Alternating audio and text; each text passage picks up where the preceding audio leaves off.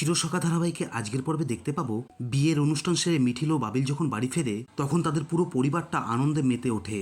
আর সবচেয়ে বেশি উৎসাহিত হন কমলিনী। তিনি মিঠিলকে দেখা মাত্রই তিনি ছুটে এসে মিঠিলকে জড়িয়ে ধরে এবং তিনি আবেগপ্রবণ হয়ে বলে ওঠেন মিঠিলকে এই বাড়ির বউ হিসাবে পাওয়া তার জীবনের সবচেয়ে চরম পাওয়া।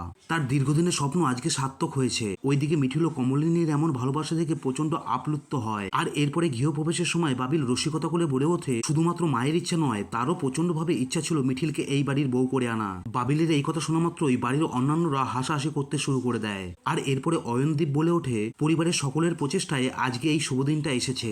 এরপরে কমলিনী বাড়ির ছোটদের মানে মিঠি ও কিষাণুকে নির্দেশ দেন যে এখন থেকে তারা মিঠিলকে কেউ আর নাম ধরে ডাকবে না। এরপর থেকে তারা যেন মিঠিলকে বৌদি বলে সম্মান জানায়। আর এরপরে বাড়ির বড়রা বাবিলকে বলে ওঠে বাবিল এখন থেকে তোমার দায়িত্ব কিন্তু আরো বেড়ে গেল। ওইদিকে বর্ষা এই পুরো অনুষ্ঠানটির ভিডিও করে স্মৃতি হিসাবে ধরে রাখে। আর এরপরেই বিয়ের নিয়ম অনুযায়ী পাড়ার মেয়েরা মিঠি ও বর্ষা বাবিলকে ঘরে ঢোকা থেকে আটকে দেয় এবং তারা বাবিলের কাছে দাবি করে মোটা অঙ্কের টাকা না দিলে তারা কনেকে এবং বরকে কোনো মতেই ঘরে ঢুকতে দেবে না। এরপরে বাবিল তাদের সামনে কিপ্টে স্বভাবের পরিচয় দিয়ে বলে তার কাছে এখন কোনো টাকা নেই। এরপরে নতুন পরিস্থিতি সামাল দিতে গিয়ে নিজের পকেট থেকে 10,000 টাকা বার করে দেয়। তবুও মিঠি এবং বর্ষা বাবিলকে ছাড়তে নারাজ। এরপরে বাবিল শেষমেশ 500 টাকা বার করলে সবাই তাকে নিয়ে হাসাহাসি শুরু করে দেয়। এরপরে মিঠিল নিজে টাকা দিয়ে বিষয়টি মিটিয়ে দেওয়ার চেষ্টা করলে বাবিলও রাজি হয়ে যায়। আর এরপরেই সেখানে প্রবেশ করেন বড় ঠাম্মি। তিনি কমলিনীকে রান্নাঘরে দুধ বসানো নিয়ে শাসন শুরু করে।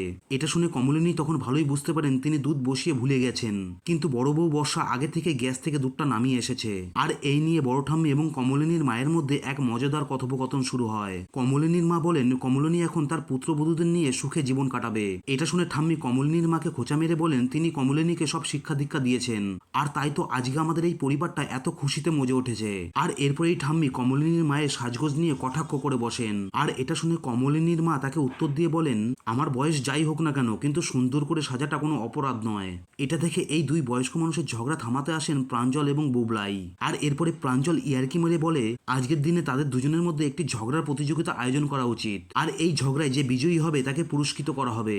আর এরপরে বুবলাই বলে ওঠে এই প্রতিযোগিতার পুরস্কার হিসাবে তাদেরকে 10টা করে কোল্ড ড্রিঙ্কস দেওয়া হোক, যাতে সেটা খেতে গিয়ে তাদের গলা বসে যায় আর এই ঝগড়াটা বন্ধ হয়ে যায়। বুবলাইয়ের কথা শুনে উপস্থিত সবাই হাসতে হাসতে মাটিতে লুটিয়ে পড়ে। সবশেষে শতমান অভিমান এবং খুনসুটির মধ্য দিয়ে মিঠিলকে দুধে আলতা থালায় পা রেখে এই শুভ লগ্নে বাড়িতে প্রবেশ করতে বলে। আর এভাবেই আজকের পর্বটি এখানেই শেষ হয়ে যায়। তো বন্ধুরা এই পর্বের রিভিউ আপনাদের কেমন লাগলো অতি অবশ্যই আমাকে কমেন্ট করে জানাবেন।